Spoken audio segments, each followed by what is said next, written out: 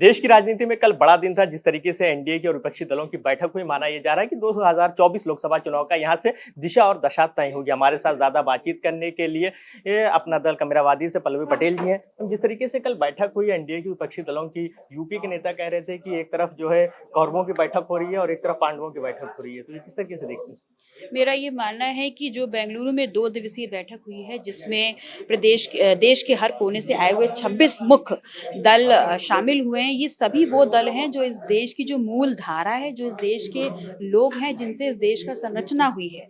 चाहे वो दलित हो, चाहे वो पिछड़ा हो, चाहे वो अल्पसंख्यक हो, चाहे आदिवासी हो, चाहे महिलाएं हो, चाहे युवाएं हो, उन सबका नेतृत्व जो पार्टियां करती हैं, वास्तविक राजनीतिक पार्टियां जो हैं, वो तमाम पार्टियों का वहां पर एक बैठक थी और जिन्होंने सहर्ष और एक दूसरे से सहमति जताते हुए इस गठबंधन को इंडिया नाम दिया है, जो एक समावेशी सोच को दर्शाता है कि जम्मू कश्मीर से लेकर के कन्याकुमारी तक हर एक व्यक्ति के मुद्दों को, उसकी जिंदगी से जुड़े हर एक अहम निर्णय को तरहीज देते हुए ये अलायंस काम करेगा। मैम, कल के बैठक से इंडिया एक तो नाम निकल कर आया, उसके अलावा और क्या निकल के आया? क्या सीटों पर कोई चर्चा हुई या और अन्य चीजों पर?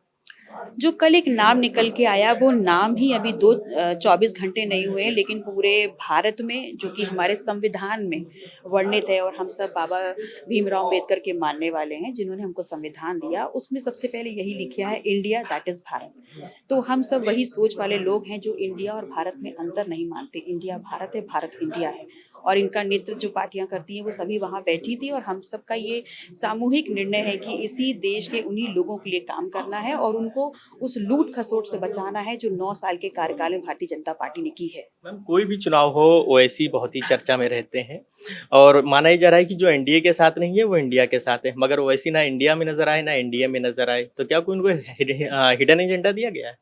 देखिए, 23 जून को हमारे गठबंधन की पहली बैठक हुई, तब 16 पार्टियां शामिल थी। अब ये दूसरी बैठक में 26 का आंकड़ा हम छू गए हैं और आगे जो महाराष्ट्र में बैठक होने वाली है, निस्संदेह इस बात की तरफ बहुत आशान्वित है कि हमारी संख्या में और इजाफा होगा। मैम, कम भी तो हो सकते हैं। कम होने की तो बिल्कुल भी ऐसी पॉसिबिलिटी नहीं है, क्योंकि जो वहाँ आया है वो दृढ़ संकल्प लेके आया है, बहुत सोच समझ के आया है कि उसको देश की राजनीति को किस दिशा में ले जाना है। और हम आशान्वित हैं कि ये 26 से संख्या बढ़ेगी, इसमें कोताही और कमी नहीं होगी। मैम जी, अगर यूपी की बात करें, आपका समाजवादी पार्टी से गठबंधन है, तो यूपी में आपकी क्या समाजवादी पार्टी से कोई अंडरस्टैंडिंग हुई है? किस तरीके से यहाँ पे आपका होगा डिस्ट्रीब्यूशन सीट्स को लेकर?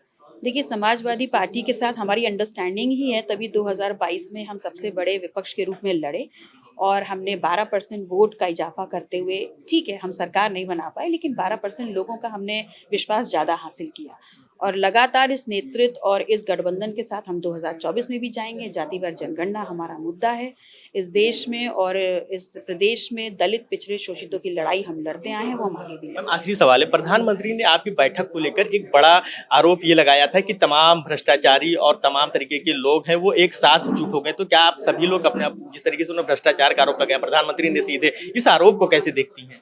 अब उनकी क्या बात करना, पिछले 9 सालों में सिर्फ मन की बात ही तो की है और तमाम तरीके के जुमले दे दे करके इस देश की वही जनता, जो इस देश का मूल आधार है, दलित शोषित पिछड़े, उनको 5 किलो राशन में लटका दिया है। हम शूद्रों की औलादें हैं, हम पिछड़ों की औलादें हैं और हम बाबा साहब भीमराव अम्बेडकर को मानने वाले हैं, जिन्होंने कॉन्स्टिट्यूशन में लिखा है India that is Bharat and Bharat that is India.